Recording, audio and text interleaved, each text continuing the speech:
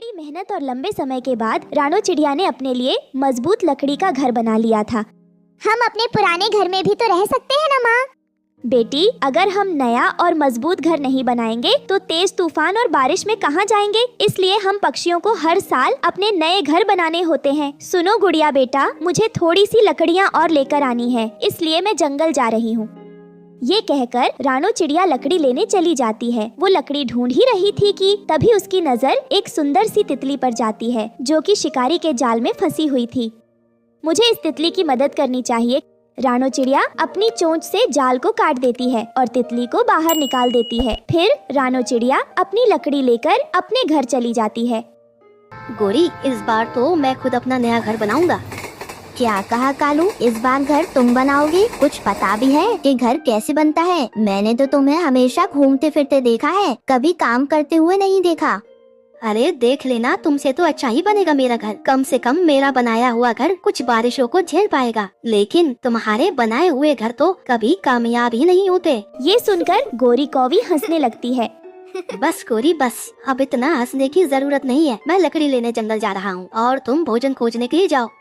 फिर गोरी भोजन लेने चली जाती है और कालू कौवा भी लकड़ी लेने के लिए निकल जाता है। रास्ते में उसे रानो चिड़िया अपना घर बनाती हुई दिखाई देती है। वो वहीं रुक जाता है। रानो, तुम्हारा घर तो पूरा बन गया है, फिर ये फालतू की लकड़ी क्यों लगा रही हो? कालू भाई, इन लकड़ियों से घर की छत और भी ज्यादा मजबूत हो जाएगी, फिर बारिश की एक बूंद भी घर में नहीं आ पाएगी। ये रानो चिड़िया तो बहुत समझदार है और इसे घर बनाना भी अच्छे से आता है। तो क्यों ना मैं अपना घर इस चिड़िया से ही बनवा लूं, फिर मेरी सारी टेंशन खत्म हो जाएगी। ऐसे सोचते हुए कालू कौवा बड़े प्यार से रानो चिड़िया से बात करता है।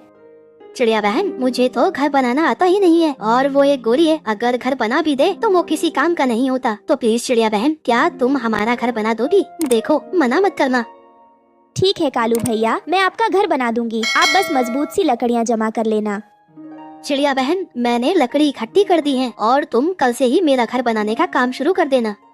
ठीक है कालू भैया, मैं कल आपका घर बना दूंगी। कालू तो बहुत खुश होता है और वहाँ से चला जाता है। रानो चिड़िया भी अपने काम को जल्दी जल्दी करने की सोचती है। कल से मुझे कालू कौवे का घर बनाना है, अपना सारा काम आज ही खत्म कर देती हूँ। ऐसा सोचकर रानो चिड़िया जल्दी जल्दी अपना काम करने लगती है। तभी जल्दी जल्दी करने के चक्कर में वो छत से नीचे गिर जाती है और उसे चोट लग जाती है। शाम को जब कालू कौवा लकड़ी लेकर आया है तो हरिया तोता उससे कहता है, ये कालू घर बनाकर क्या करेगा? हर साल तो ये दोनों बारिश में भीगते हैं और फिर मदद मांगते यहाँ वहाँ फिरते हैं। हरिया तोता, चिंता मत कर, इस बार तो ऐसा मजबूत घर बनेगा मेरा जिसे देखकर तेरी आंखें बाहर निकल आएंगी। क्या सच कह रहे हो कालू? फिर तो मैं तेरा घर देखने जरूर आऊँगा। जा निकल यहाँ से, जब मेरा घर बन जाए तो जब देखने आना। फिर कालू अपनी पत्नी को सारी बात बताता है। गोरी, हमें घर बनाने की कोई चिंता नहीं है, क्योंकि कल से वो रानो चिड़िया हमारा घर बनाएगी। उसका बनाया हुआ घर तो सालों साल चलेगा। फिर अगले दिन कालू कौवा रानो चिड़िया को बुलाने उसके घर जाता है। वो अपना घर बनवाने की खुशी में इतना मग्न था कि वो रानो चिड़िया के पंखों से बनी पट्टी को भी नहीं देख पाता। रानो चिड़िया, जल्दी से मेरे साथ चलो और मेरा मजबूत सा घर बना दो, क्योंकि बारिश का मौसम अब ज्यादा दूर नहीं है। कालू भाई, मुझे माफ कर दो, मैं आपका घर नहीं बना सकती, क्योंकि मेरे पंखों में तो गहरी चोट लग गई है। तुम मेरा घर नहीं बनाओगी? मैंने तुझ पर विश्वास करके बहुत बड़ी गलती कर दी। फिर कालू कौवा गुस्से में वहाँ से अपने घर चला जाता है। कालू, कहाँ है वो चिड़िया जो घर बनाने वाली थी? क्या हुआ? वो आई नहीं आपके साथ?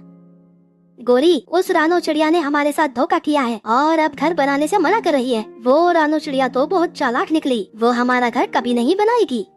चलो कालू, अब मैं ही घर बनाती हूँ। फिर गोरी जल्दी जल्दी अपना घर बनाने लगती है और बारिश आने से पहले उनका घर बन जाता है। गोरी, मुझे नहीं लगता कि इस घर में हम कुछ दिन भी आराम से रह पाएंगे। हरिया तोता भी वहाँ पर आ जाता है। अरे कालू, यह है तुम्हारा घर? इस घर को देखकर तो मेरी आंखें खुली की खुली रह गई। सच में ऐसा घर तो मैंने कहीं नहीं देखा। हरिया तोता हंसता हुआ वहाँ से चला जाता है। कालू ये सब देखकर गुस्सा हो जाता है। मैं उस रानो चिड़िया को छोड़ूंगा नहीं, आज का पूरा हिसाब किताब बराबर करूंगा। मैं भी देखता हूँ वो अपने घर में कैसे रहती है। फिर कुछ दिनों बाद तेज बारिश शुरू हो जाती है। रात का समय था, सभी पक्षी अपने अपने घरों में सुकून से सोए हुए थे। चलो गौरी, हम चिड़िया के घर को तोड़ाते हैं। बड़ा घमंड है ना उसे अपने घर पर। देखता हूँ वो कैसे इस बारिश में आराम से रहती है। फिर कालू और गौरी रानो चिड़िया के घोंसले पर जोर जोर से हथौड़ा मारते हैं, जिसके कारण उसका पूरा घर हिलना शुरू कर देता है। गौरी, तुम अपनी पूरी जान लगाकर हथौड़ा मारो, जिससे घर की छत टूट जाए। रानो चिड़िया को लगता है कि कोई बड़ा तूफान आया है, तभी उसका पूरा घर जोरों से हिल रहा है। थोड़ी देर में रानो चिड़िया का घर टूटकर गिरने लगता है। कालू और गौरी वहाँ से भाग जाते हैं। बेचारी चिड़िया बड़ी मुश्किल से अपनी बेटी की जान बचाती है। मैंने कितना मजबूत घर बनाया था, फिर भी जरा से तूफान में टूट गया। अब मैं इस तेज बारिश में कहाँ जाऊंगी? ये कहकर रानो चिड़िया जोर जोर से रोने लगती है। तभी वहाँ पर एक सुंदर सा लिपस्टिक का घर बन जाता है, जिसे देखकर वो दोनों माँ बेटी चौंक जाती है। तभी वहाँ एक परी प्रकट होती है। प्यारी चिड़िया, यह घर मैंने अपने जादू से बनाया है और यह लिपस्टिक का घर है, कभी खराब नहीं होगा। आप कौन हो और मेरी मदद क्यों करना चाहती हो? दयालु चिड़िया, याद करो तुमने एक बार मेरी जान बचाई थी, परंतु उस समय मैं घायल थी, जिसकी वजह से मैं अपने परी रूप में ना आ सकी। परी की यह बात सुनकर रानो चिड़िया को सब याद आ जाता है कि उसने जाल में फंसी तितली को बचाया था। परी जी, आपका बहुत बहुत धन्यवाद, जो आपने मुश्किल वक्त में हमारा साथ दिया। फिर परी वहाँ से गायब हो जाती है और रानो चिड़िया भी अपने लिपस्टिक के घर में चली जाती है। थोड़ी देर बाद कालू कौवा बारिश में वहाँ आता है और लिपस्टिक का घर देखकर दंग रह जाता है। वो घर जाकर अपनी पत्नी गौरी को बताता है। गौरी, तुम्हें पता है क्या, उस चिड़िया के पास जादुई लिपस्टिक का घर है। मैंने तो आज से पहले कभी लिपस्टिक का घर नहीं देखा। वो तो बारिश में बड़े आराम से रह रही है। गौरी, जल्दी से तुम मेरे साथ चलो और अपनी आँखों से खुद ही देख लो रानो चिड़िया का लिपस्टिक का घर। फिर वो दोनों पति पत्नी रानो चिड़िया के लिपस्टिक का घर को देखने चले जाते हैं। गौरी कौवी भी लिपस्टिक का घर देखकर हैरान हो जाती है। सुनो गौरी, कोई बात नहीं, अब मैं पूरे घर को अपने चोंच से खराब कर देता हूँ। फिर कालू कौवा लिपस्टिक के घर को चोंच मारने ही वाला था, तभी गौरी कौवी मिट्टी की मूर्ति बन जाती है और वहाँ पर जादुई परी आ जाती है। दुष्ट कालू कौवे, तुम चिड़िया के घर को तोड़ने चले थे, अब यही तुम्हारी सजा है। कृपया हमें माफ कर दे, दोबारा से हम ऐसा कभी नहीं करेंगे। कृपया मेरी पत्नी गौरी को ठीक कर दे। फिर परी को उस पर दया आ जाती है। वो गौरी कौवी को पहले जैसा बना देती है और वहाँ से गायब हो जाती है और रानो चिड़िया भी खुशी खुशी अपने लिपस्टिक के घर में रहने लगती है। दोस्तों, आपको हमारी आज की कहानी कैसी लगी? हमारी कहानी को लाइक करें, कमेंट करके अपनी राय हमें दें। आपके कमेंट और लाइक हमारे हौसले को बढ़ाते हैं। अगर आप हमारे चैनल पर नए आए हैं तो हमारे चैनल को सब्सक्राइब करना ना भूले। आपका धन्यवाद। टुन्नू चिढ़ा अपने खेत में खीरे की खेती किया करता था और उन्हीं खीरे को बाजार में बेचा करता था। खीरे ले लो खीरे, ताजे ताजे खीरे। अरे भाई आओ आओ, खीरे ले लो खीरे। टुन्नू की खीरे बेचकर अच्छी कमाई होती थी और उसी से वो अपना घर चलाया करता था। ऐसे ही एक सुबह टुन्नू की पत्नी रानो उसे कहती है, जी सुनते हो, मुझे कुछ पैसे दे दो, मुझे सोने का हार लेना है। वो मेरी बहन लाडो की शादी है ना, उसी में पहनूंगी। अच्छा ठीक है, अलमारी में रखे हैं पैसे, जितने पैसे लेना है ले लो। और हाँ, अच्छे से तैयार होकर जाना अपनी बहन की शादी में। मैं चाहता हूँ कि तुम्हारी बहन की शादी में सभी चिड़िया तुम्हें ही देखती रहे। रानो, तुम जानती हो हमारा ऐसा भी वक्त था जब तुमने मेरा कितना साथ दिया था। आज तुम्हारी वजह से ही मैं सब कुछ कर पा रहा हूँ, इसलिए अब मैं तुम्हारे लिए दिल खोल कर खर्चा करना चाहता हूँ। तुम्हें जो चाहिए तुम ले लेना। रानो अपने पति से पैसे लेकर सुनाहर के पास जाती है और खुद के लिए सोने का हार लेती है। तभी रास्ते में उसे उसकी पड़ोसन गौरी कौवी दिखाई देती है। और रानो बहन, तुम सुनार की दुकान में गई थी, क्या क्या लेकर आई हो, जरा मुझे भी तो बताओ। अरे गौरी, दरअसल मेरी बहन की शादी है, इसीलिए मैंने अपने लिए सोने का हार लिया है। अगर तुम्हें मेरा हार देखना है तो मेरे साथ मेरे घर चलो, क्योंकि ऐसे रास्ते में मैं तुम्हें नहीं दिखा सकती। हाँ, ये बात तो तुमने सही कही, क्योंकि चोरों का कोई भरोसा नहीं, कब कहाँ से आकर चोरी कर ले क्या पता। हाँ, तभी तो कह रही हूँ, तुम मेरे साथ मेरे घर चलो। रानो स्वभाव से बहुत बोली थी। वो गौरी को अपने घर ले जाती है और उसे अपना हार दिखाती है। हार देखने के बाद गौरी को मन ही मन जलन होने लगती है। वैसे रानो, ये हार तो काफी महंगा होगा, क्योंकि इस हार का वजन भी अच्छा है। लगता है अब तुम्हारा पति अच्छा कमाने लगा है, इसलिए वो तुम्हारी हर इच्छा को पूरी कर रहा है। वैसे गोरी, सच बताऊं तो मेरे पति ने शुरू से लेकर अब तक यही चाहा है कि वो मेरी हर इच्छा को पूरी कर पाए। लेकिन एक वक्त ऐसा भी था जब मैं एक एक रुपया जोड़कर अपने पति का सहयोग किया करती थी। लेकिन आज वक्त बदल गया है। आज मेरे पति बहुत अच्छी तरक्की कर रहे हैं, इसीलिए अब वो किसी भी चीज के लिए मुझे कभी मना नहीं करते। तुम्हारा सही है रानो, एक हम हैं जो अभी तक गरीबी में ही जी रहे हैं। अब मेरी किस्मत में कहाँ लिखा है ऐसे सोने का हार, मैं तो नकली हार पहन लूं वही बहुत है मेरे लिए। अरे गोरी, तुम ऐसी बातें क्यों कर रही हो? क्या पता आगे वाला समय तुम्हारे लिए बहुत अच्छा हो। आने वाले वक्त का तो मुझे नहीं पता, फिलहाल तो गरीबी में ही जीवन काटना पड़ेगा हमें। इतना बोलकर गोरी अपने घर की तरफ निकल पड़ती है। फिर घर आकर गोरी अपने पति कालू कौवे से बोलती है, तुम बस घर में सोते रहो। अरे तुम्हें जरा भी शर्म नहीं आती क्या? अरे कैसी शर्म, क्या हो गया है तुम्हें? अरे ऐसे घर में बैठे रहने से हमारा गुजारा हो जाएगा क्या? अरे तुम्हें तो मालूम ही है, मैं दिहाड़ी मजदूरी का काम करता था, अब मुझे काम ही नहीं मिल रहा है, तो मैं क्या ही करूं? अपनी जान दे दूं क्या? देखो, मुझे नहीं पता तुम क्या करोगे क्या नहीं। अरे कम से कम रानू के पति को ही देख लो। अरे उसने आज अपनी पत्नी को सोने का हार दिलाया है, इतनी तरक्की कर रहा है कि पूछो ही मत। और एक तुम हो, तुम्हारे बस की तो कुछ है ही नहीं। हाँ तो उसकी पत्नी ने उसके बुरे वक्त में उसका पूरा सहयोग किया था, और एक तुम हो जो मेरे बुरे वक्त में मुझे ताने दे रही हो। रहने दो, तुम जैसे निठल्ले के साथ रहने से अच्छा है कि मैं मायके में चली जाऊं। अरे ऐसे मत बोलो गोरी, तुम्हें तो पता ही है मेरा इस दुनिया में कोई नहीं है और मैं तुम्हारे बिना नहीं रह पाऊंगा। मैं कोशिश तो कर ही रहा हूँ ना, आज नहीं तो कल मुझे काम जरूर मिलेगा। तुम्हें काम मिले या ना मिले मुझे कोई फर्क नहीं पड़ता। अगर मैं खुश नहीं हूँ तो मैं सामने वाले को भी खुश नहीं देखना चाहती। मैं चाहती हूँ कि आप कुछ ऐसा करो जिससे रानू की खुशहाली चली जाए। गोरी को रानो की खुशी बिल्कुल भी बर्दाश्त नहीं हो रही थी। वो अब कैसे भी करके रानो की खुशी में आग लगाना चाहती थी। ऐसे ही एक सुबह टुन्नू चिढ़ा उठकर अपने खेत में जाता है और खेत का नजारा देखकर वो एकदम हैरान था। खेत में जितने भी खीरे थे उन सारे खीरों को किसी ने ट्रैक्टर से कुचल दिया था।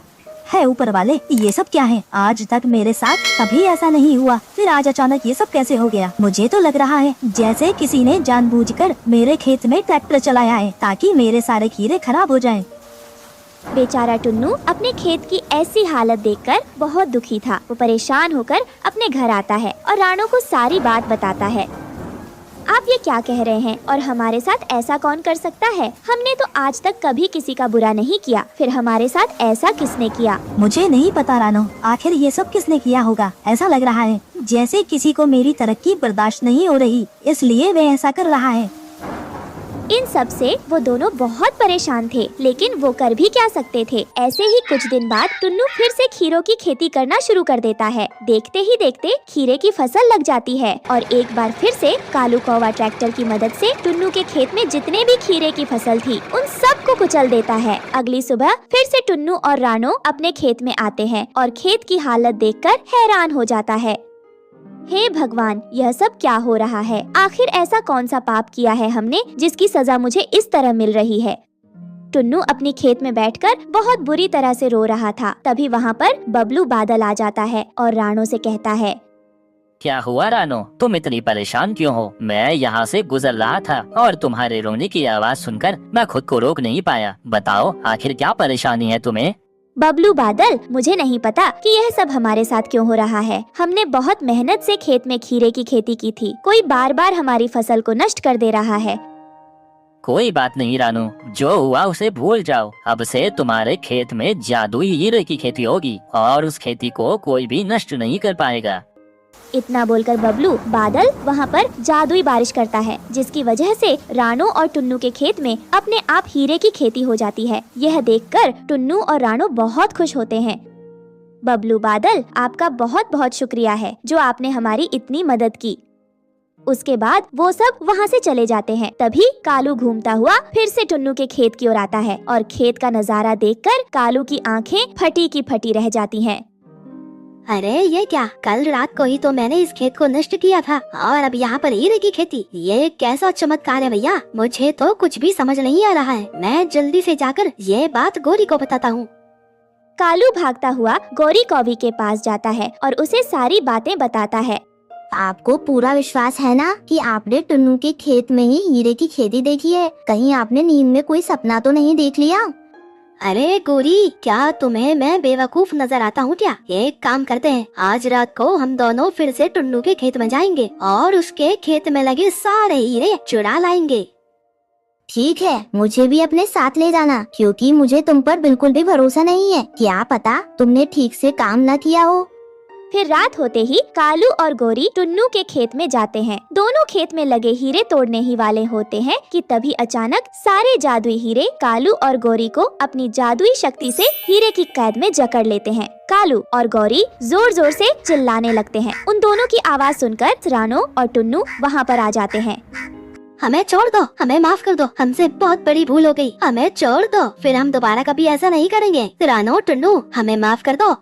नहीं, तुमने जो किया है एक बार नहीं बल्कि कई बार किया है, इसीलिए हम तुम्हें बिल्कुल भी माफ नहीं करेंगे। तुमने जो किया है उसकी सजा तुम्हें जरूर मिलेगी। नहीं नहीं, ऐसा मत करो, ऊपर वाले के लिए हमें माफ कर दो, हमसे बहुत बड़ी भूल हो गई। आज के बाद हम कभी किसी पक्षी को परेशान नहीं करेंगे, हमें माफ कर दो। इस तरह से जादुई हीरा अपनी जादुई शक्ति से कालू और गौरी को हीरे में हमेशा के लिए कैद कर लेते हैं। फिर रानो, चिड़िया और टुन्नू चिड़ा हीरे की खेती करके खुशी खुशी रहने लगते हैं। दोस्तों, आपको हमारी आज की कहानी कैसी लगी? हमारी कहानी को लाइक करें, कमेंट करके अपनी राय हमें दें। आपके कमेंट और लाइक हमारे हौसले को बढ़ाते हैं। अगर आप हमारे चैनल पर नए आए हैं तो हमारे चैनल को सब्सक्राइब करना ना भूलें। आपका धन्यवाद।